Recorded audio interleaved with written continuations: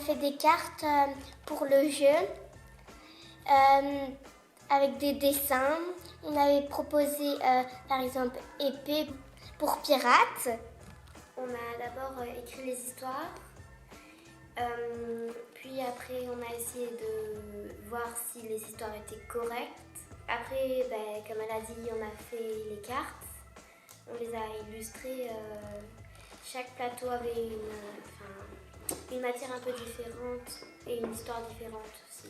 Le stage cette semaine avait pour objectif de réaliser un jeu de plateau qui permettrait aux enfants de raconter une histoire, de se raconter une histoire. Donc avec Olivia, on a réfléchi à un plateau de jeu où le héros de l'histoire peut avancer dans son histoire et raconter du coup aux participants son histoire.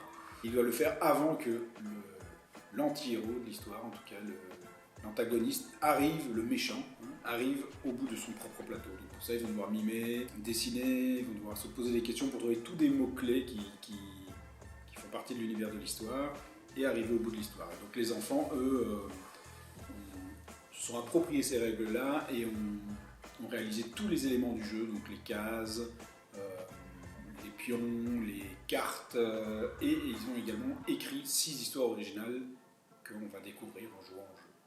Le jeu sera proposé le 18 décembre dans le cadre du festival Narrative qui se tiendra ici à Ath.